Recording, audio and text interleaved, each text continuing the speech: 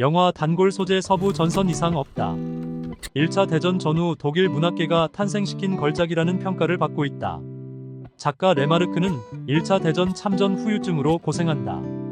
설상가상으로 아내마저 오랜 지병으로 인해 살림살이는 늘 궁핍했다.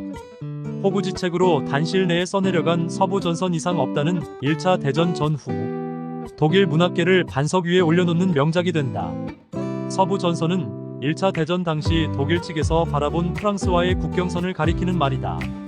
전쟁이 막바지로 치닫고 있었던 1918년 전쟁터에서는 독가스와 무수한 총탄이 오가면서 무고한 병사들이 수천 명씩 죽어가고 부상당한 병사들의 신음소리로 아수라장이었다.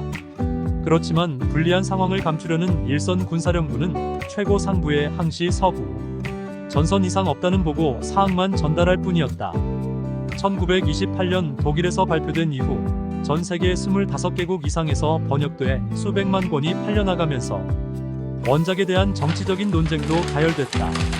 그중 본의 아니게 전쟁터로 내몰린 청년의 눈으로 전쟁터의 냉혹함을 예리하게 파헤쳐준 기록 문학의 진수라는 격찬을 들었는가 하면 한편에서는 전쟁에 참가한 세대를 무차별적으로 혐오감을 들게 만드는 오류를 범하고 있다는 반론도 만만치 않게 쏟아졌다.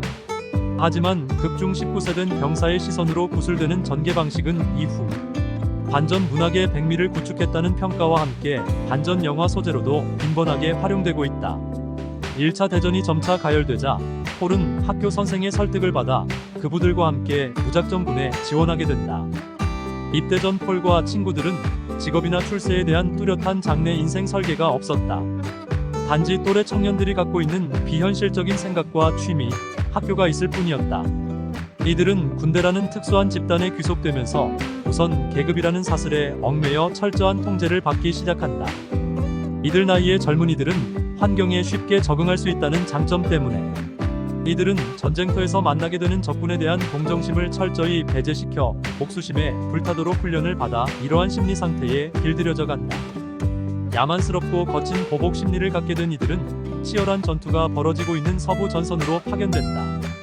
전쟁터에서 이들은 포탄, 지뢰, 독가스, 탱크, 귀청을 때리는 총격 소리, 수류탄 터지는 소리 속에서 죽음에 대한 공포를 느끼는 동시에 동물적으로 살아남아야 한다는 본능뿐이었다. 전우들이 하나 둘 죽어가는 모습을 목격하면서 살아 남은 동료들은 자신들이 처한 공간에서 영원히 빠져나올 수 없을 것 같은 정신의 공동현상에 빠져들게 된다. 이들은 평화와 휴전 소식을 갈망하면서 매일매일을 희망 없는 삶을 살아가고 있었다. 이런 와중에 폴도 치열한 전투 중에 사망하고 만다. 하지만 전선 사령부에서는 서부 전선이 조용하며 아무 일도 발생하지 않았다는 보고서를 작성하고 있었다. 서부 전선 이상 없다 역대 작품 리스트. 서부 전선 이상 없다. 1979년 TV 드라마로 각색됐다. 순진무구한 청년들이 전쟁터 속에서 철저하게 비성적인 인간으로 돌변해가는 과정이 상세하게 묘사돼 시청자들의 절찬을 받아냈다. 방송극이라는 한계 때문에 전쟁의 잔혹성보다는 인성이 변해가는 과정에 초점을 맞추어 대체적으로 동정적인 시각으로 극을 이끌어갔다는 지적을 받았다. 감독 델버트만, 주연 리차드 토마스, 어네스트 보그나인, 패트리시아 닐, 이안 홍. 서부 전선 이상 없다.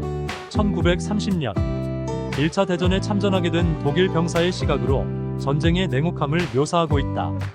서방 세계의 시선에서 탈피해 적국으로 치부되어온 독일군의 시각에서 전쟁의 비극성을 엿볼 수 있었다는 이유 때문에 신선한 충격을 던져주었다.